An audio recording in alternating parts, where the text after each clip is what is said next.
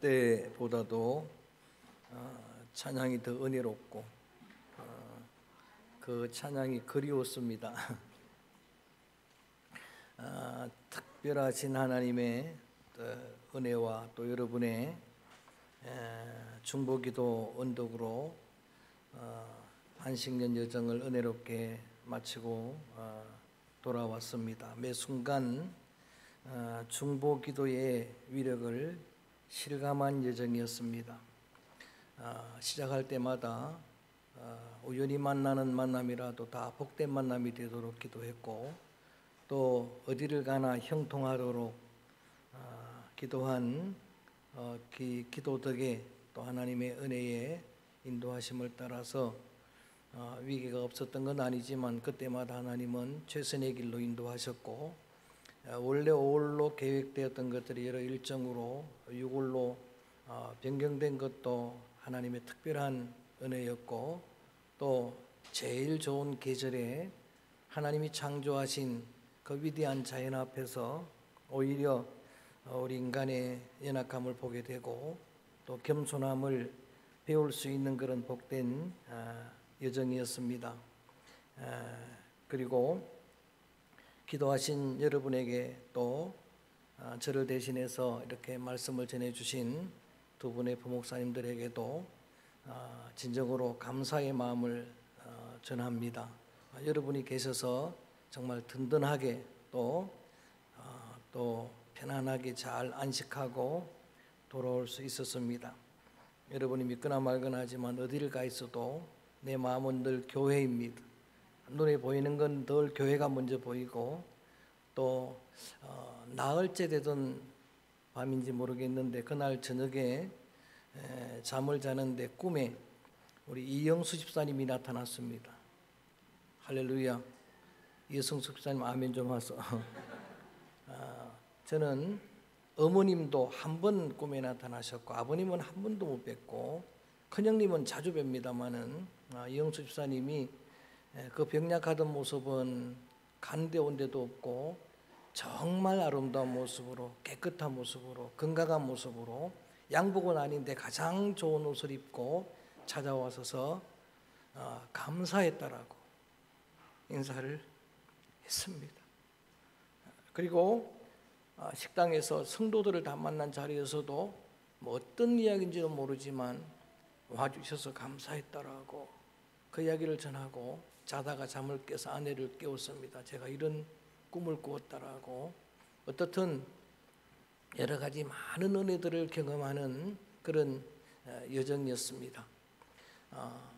뭐 시차 적응까지는 아니지만 조금 약간 아직도 몽롱한데, 오늘은 작은 목소리로 여러분에게 말씀을 전할 때 크게 듣게 되기를 축원합니다. 성도의 가장 건강한 영성이 뭘까? 여러분, 그것을 한마디로 말하면은 자족이라고 할 수가 있어요. 자족이라는 영성은 그저 여러분 감사하는 감사의 영성보다도 더 귀한 겁니다.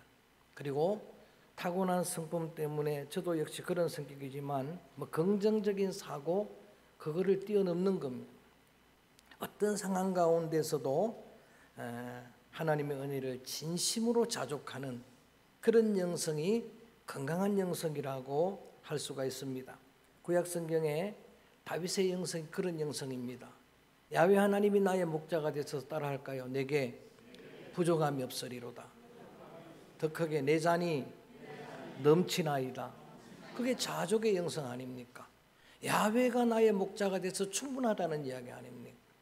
그리고 사도 바울의 영성이 그런 영성이에요. 내가 자족하는 일체의 비결을 배웠노라. 그분은 예수님 한 분만으로 충분했습니다. 예수님 한 분만으로 부족함이 없었습니다. 우리 인간의 욕심은 무적인 같다라고 이야기를 합니다. 바닥이 없는 깸과 같은 거예요. 그래서 아무리 여러분 채워도 그 욕심에 그릇이 채워지지를 않는 거예요. 그래서 여러분 신앙생활을 한다고 해도 우리에게 불만족이 가득한 겁니다. 자족이 없는 거예요. 세계 최고의 부자에게 이제 그만하면 만족하냐고 물었더니 그 사람의 대답이 리틀 모어, 조금만 더 있으면 만족하겠다라고 대답했다는 거예요. 만족이 자족이 없는 우리의 생심이고 본심인데, 그런데 여러분 다윗 같은 사람이 있잖아요. 바울 같은 그런 자족의 영성을 가진 사람이 있잖아요. 저는 또 신앙의 사역의 현장에서 그런 성도들을 많이 만날 수 있게 되었습니다. 성경 속에 하나님 앞에 귀하게 임하던 위대한 믿음의 영웅들, 아브라함이나 이삭이나 야곱이나 요셉이나 모세나 그리고 요수아나 다윗이나 엘리야나 엘리사나 베드로나 바울이나 그 많은 위대한 영웅들을 성경에는 소개할 때 우리와 성정이 똑같은 자라고 이야기합니다. 똑같이 연약하고 부족한 그런 여러분 인생들이, 그런데 하나님 앞에 값지게 귀하게 쓰임을 받았잖아요. 그렇게 보게 되면은 우리가 가진 부족함이나 연약함이 절대 약점이 아닙니다. 그게 오히려 정말 강력한 강점이 될 수가 있습니다. 오늘 우리 교회를 위협하는, 이 땅의 성도들을 위협하는 위험한 신학 중에 하나가 프로스퍼리티라고 하는, 프로스퍼리티 디알러지라고 하는 번영신학이에요. 석세스 디알러지라고 하는 성공신학이에요. 이게 뭐 어떤 주장인가 하면은 예수를 믿으면 번영을 한다는 거예요.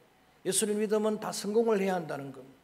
여러분, 예수를 믿은 그 하나님의 믿음에 대한 축복 중에 최고의 축복이 번영이라고 그렇게 주장을 하는데 굉장히 위험한 생각이죠. 물론 예수 믿으면 잘 될 수 있어요. 저는 여러분이 더 건강해지기를 축복합니다. 여러분 잘 되기를 바랍니다. 여러분, 여러분의 자녀들이 더 존귀하게 되기를 축복합니다. 그렇지만 그게 최고의 복은 아니잖아요. 요한 3서 2절을 여러분들은 요절로 외우는 말씀입니다. 사랑하는 자의 내 영혼이 잘됨 같이 내가 범사에 잘되고 강건하기를 간구하노라. 이거는 여러분 삼박자 축복도 아니고 삼박자 복음도 아닙니다. 그냥 사도 요한이 가이오 장로를 위해 개인으로 기도한 거예요. 이건 얼마든지 기도할 수가 있어요. 제가 여러분을 위해 기도할 때 늘 그렇게 기도하는 거예요. 그렇지만 꼭 예수를 믿었더니 그렇게 되어야 한다. 그렇게 되어야 그게 복이다라고 주장하는 것은 굉장히 위험하다는 이야기입니다. 왜냐하면 예수를 믿었는데 더 많은 환난을 당하고 예수를 믿었는데 더 많은 핍박을 받는 그런 자들도 우리가 만나게 되기 때문입니다. 그래서 예수님의 산상수훈은 우리의 기준과 전혀 다른 복의 기준을 말씀하시는 겁니다. 마음이 가난해야 복이 있다. 할렐루야. 가난한 마음이 복이라는 거예요. 누가 가난을 복이라고 이야기합니까? 울어야 복이라는 거예요. 애통하는 자가 복이 있다라고 이야기하는 거예요. 여러분, 통곡해야 복이 있다는 이야기예요. 의에 줄이고 목이 말라야 갈증 인생들이 복이 있다라고 이야기하는 거예요. 심지어는 의를 위해 핍박을 받는 자가 복이 있다라고 말씀을 하시는 거예요. 이 말씀을 어떻게 해석을 하시겠습니까? 오늘의 주인공은 조금 전에 소개했던 신학의 자족의 영성을 가진 바울입니다. 바울은 뭐 너무 많이 설교를 해서 여러분 잘 아는 내용이지만 그가 부활의 주님을 만나고 이방인의 사도가 되었는데 오히려 그는 십자가의 길을 걸어갑니다. 그는 오히려 순교의 길을 걸어가는 거예요. 사도 바울에게는 사실 자랑거리가 많았어요. 바울이 빌립보서를 쓸 때에 그런 이야기를 스스로 하는 거예요. 나 자랑거리가 많은 사람이다. 나는 유대인 중에 유대인이다. 히브리인 중에 히브리인이다. 바리새파잖아요. 나는 왕족이다. 베냐민 지파잖아요. 사울 왕의 후손이잖아요. 그리고 나는 가말리엘 문화생이다. 학벌로는 최고다는 거예요. 그리고 나는 로마의 시민권을 가졌다. 그런데 바울이 뭐라고 말합니까? 내가 자랑거리가 많지만 이 모든 것들을 그리스도를 아는 지식이 고상해서 배설물로 여기노라. 할렐루야. 그게 아무런 가치가 아니었다는 이야기. 그런데 그런 바울이 너무나 놀랍게도 의외로 오늘 자막을 없지만 읽어봅니다. 1절에 가서 자기 입을 열고 자기 자랑을 하는 거예요. 1절 읽어볼까요? 말씀 속으로 들어갑니다. 시작. 무익하나마 내가 부덕불 자랑하노니 주의 환상과 계시를.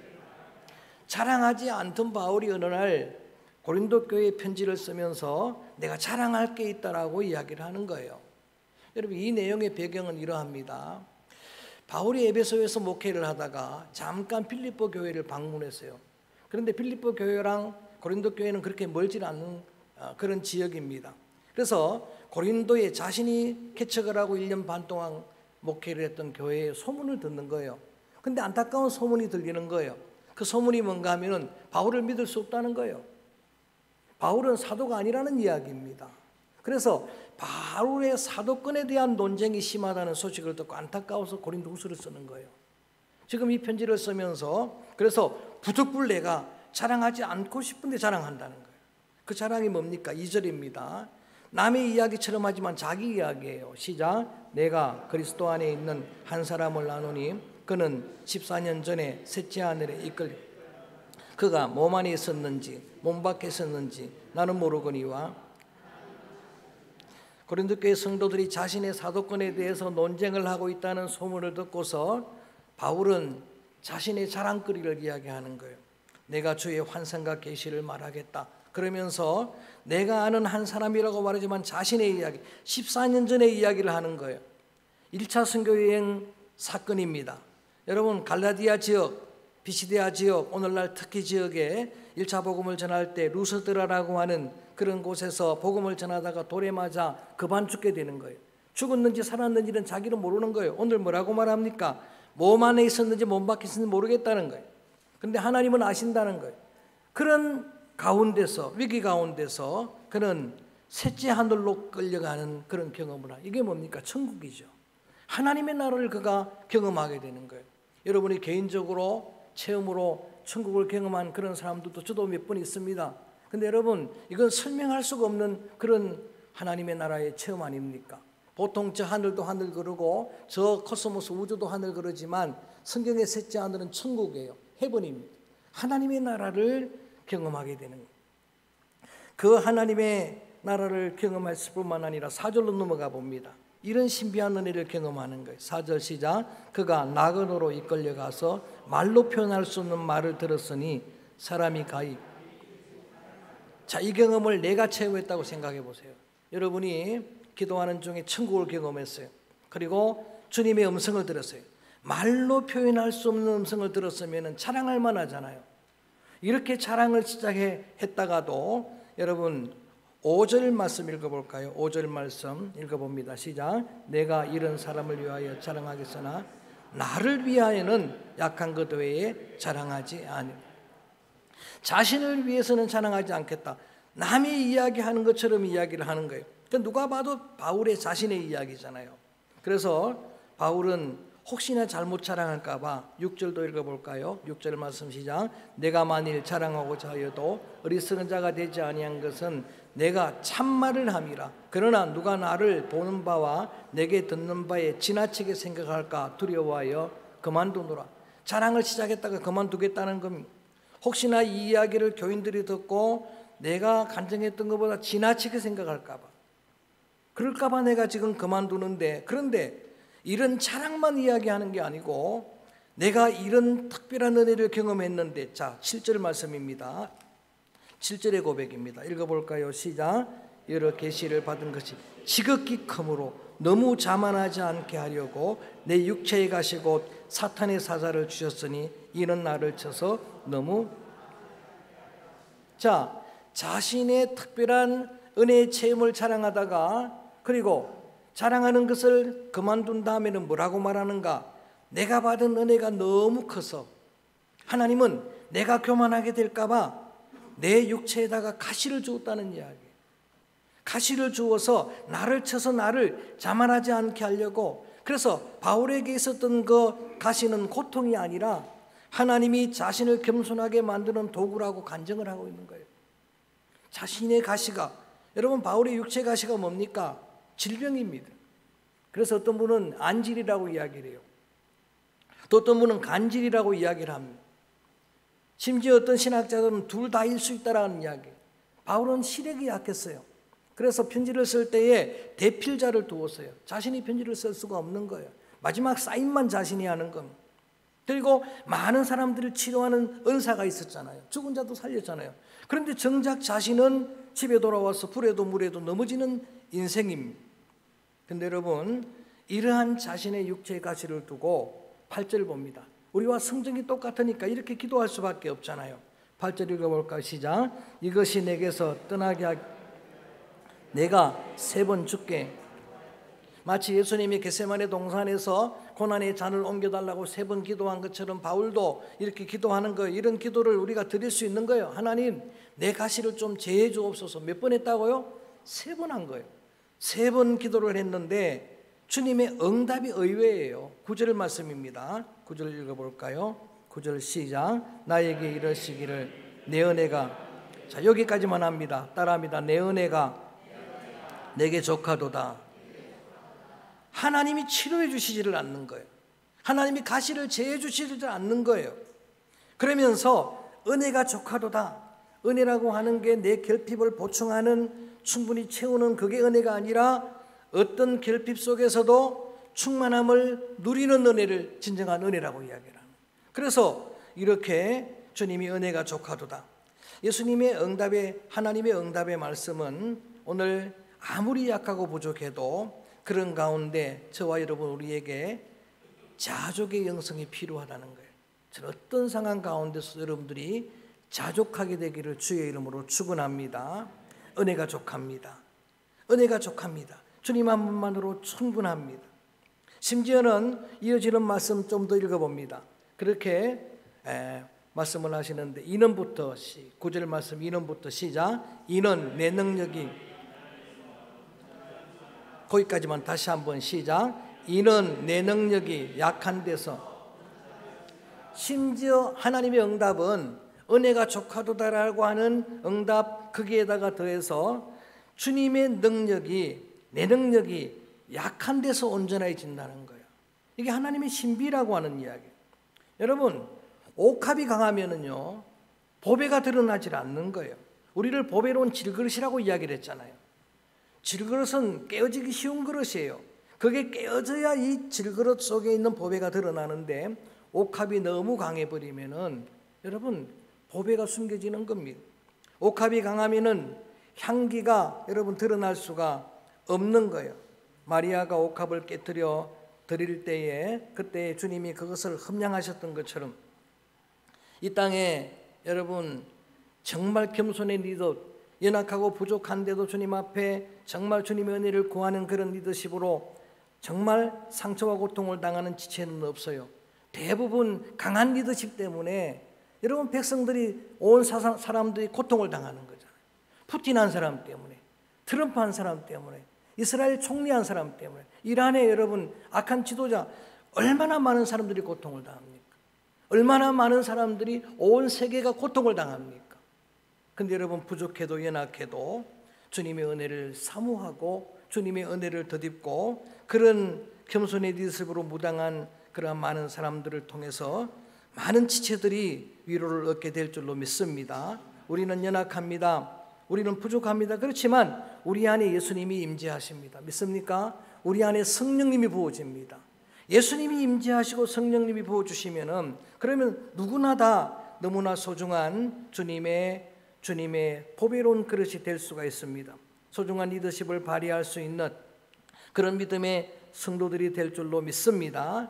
연약한 바울이 여러분 이러한 리더십으로 무장해서 얼마나 많은 사람들을 살립니까? 그는 그렇게 연약함에도 불구하고 세계의 복음을 전한 이방인의 사도가 되어서 그 당시의 세계라고 하는 그러한 유럽까지를 복음화하는 그런 사명을 감당합니다.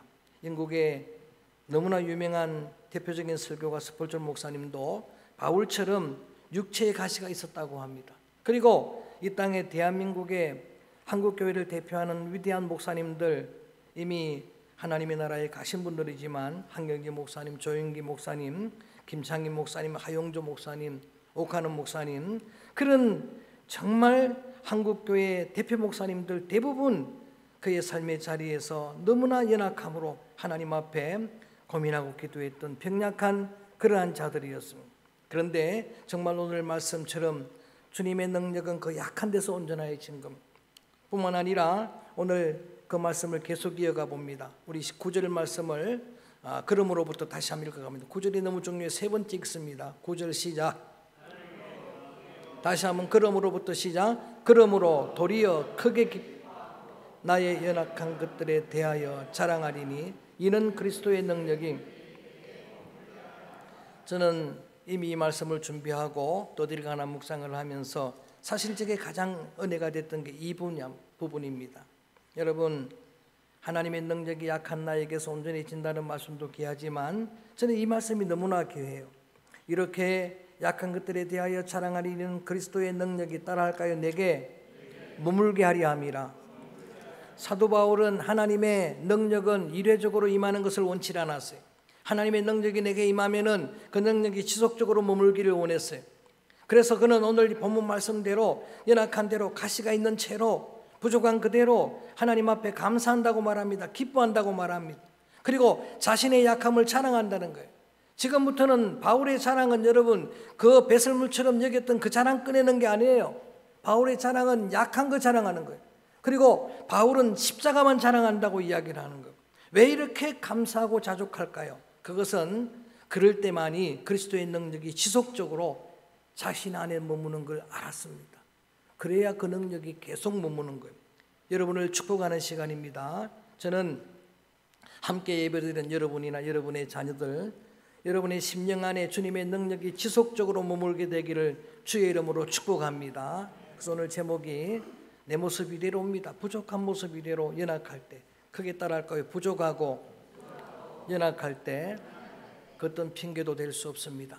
주님의 능력이 임하고 주님의 능력이 머물게 되면은 바울 같은 주님의 소중한 도구들로 쓰임받게 될 줄로 믿습니다. 주님이 그렇게 여러분을 쓰실 줄로 믿습니다. 말씀을 마무리하면서 저는 오늘 이 시라고 말할 수도 있고 기도문이라고 말할 수도 있는데 어느 무명 군인의 기도예요. 어느 무명 군인의 기도로 제목이 붙었는데 그 기도의 내용이, 시의 내용이 나는 하나님께 물었다입니다. 어떤 번역으로는 부탁했다, 하나님에게 요청했다, 에스크라는 단어를 써서 이렇게 번역을 했는데 제가 한번 그대로 기도문을 읽어드립니다. 잘 한번 들어보세요.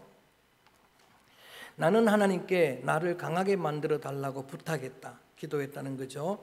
내가 원하는 모든 것을 이룰 수 있도록. 하지만 하나님은 나를 약하게 만드셨다. 겸손해지는 법을 배울 수 있도록. 나는 하나님께 건강을 부탁했다, 더 큰 일을 할 수 있도록. 하지만 하나님은 내게 허약함을 주셨다, 더 의미 있는 일을 할 수 있도록. 나는 부자가 되게 해달라고 부탁했다, 행복해질 수 있도록. 하지만 나는 가난을 선물 받았다, 지혜로운 사람이 되도록. 나는 능력을 달라고 부탁했다, 그래서 하나님의 찬사를 받을 수 있도록. 하지만 난 연약함을 선물 받았다, 하나님의 필요성을 느끼도록. 나는 삶을 즐기고자 이 모든 것을 부탁했다, 그러나 이 모든 것을 즐기기 위한 삶을, 생명을 주셨을 뿐이다. 그러나 나는 모든 사람 중에서 가장 행복한 사람이다. 저는 이 고백이 저와 여러분 우리의 고백이 되어지기를 주의 이름으로 축원합니다. 약하고 부족한데 내 모습 이대로 주님께 드리게 되고, 주님이 나를 받으시면 주님이 나를 값지게 하시고 값지게 쓰실 줄로 믿습니다. 따라합니다. 내 은혜가 족하도다. 할렐루야. 내게 부족함이 없습니다. 예수님 한 분만으로 충분합니다. 여호와가 나의 삶의 목자가 되어서 그분 한 분만으로 충분합니다. 주님이 나와 함께 하심이 형통입니다. 그래서 나는 기뻐합니다. 나의 약함을 자랑합니다. 그럴 때만이 그리스도의 능력이 내 안에 머물 수 있기 때문입니다. 여러분, 오늘 찬양 드리려고 하는 찬양이 약함 때 강함 대신에 라고 하는 찬양인데, 그 고백이 사실 바울의 고백입니다. 10절 읽어볼까요? 자막 없습니다. 10절 읽어봅니다. 이렇게 고백합니다. 10절 시작. 그러므로 내가 그리스도를 위하여 약한 것들과 능력과 궁핍과 박해와 공고를 기뻐하노니 이는 내가 약할 그때에 강함이라. 하나님의 패러독스입니다. 주님의 역설이에요. 내가 약한데 오히려 하나님은 강하게 하십니다. 약할 때 강함을 주시는 주님입니다. 여러분, 고린도 교회 성도들이 바울의 사도권에 대해서 논쟁을 할 때 이 이야기를 증언을 하면서 바울은 좀 전에 본문을 읽었던 11절 12절 마무리하고 읽고 마칩니다. 11절 이렇게 말합니다. 시작. 내가 어리석은 자가 되었으나 너희가 억지로 시킨 것이니 나는 너희에게 칭찬을 받아야 마땅하도다. 내가 아무것도 아니나 지극히 크도다. 크다는 사도들보다 조금도 부족하지 아니하노. 12절 사도의 표가 된 것은 내가 너희 가운데 표적과 기사와, 쉽게 말씀을 풀어드리면은 더 이상 나의 사도권에 대해 문제 삼지 말라. 논쟁하지 말라. 예수 그리스도를 만나고 그의 부름을 받고 훈련을 받은 베드로와 요한 같은 사도는 아니지만 부활의 주님을 나는 만났고 연약한 그릇인데 주님이 나와 함께 하셨고 주님은 나의 내면에 지속적으로 머물러 계시고 너희들에게 행했던 기적만 보아도 너희들을 이렇게 불평하는 자들을 참은 것이 얼마이며 표적과 기사와 능력을 행한 그러한 그리스도의 사도라고 증거를 하는 거예요. 그 주님이 나의 주님, 바울을 값지게 서신 주님이 나의 주님, 내가 약할 때 오히려 내 강함이 되시는 주님이 나의 주님이기에 오늘 이 찬양을 드립니다. 약할 때 강함 대신에 찬양합니다. 나의 보배가 되신 주, 나의 모든 것 되시는 주님을 찬양합니다. 이 모습 이대로 주님께 나를 드립니다.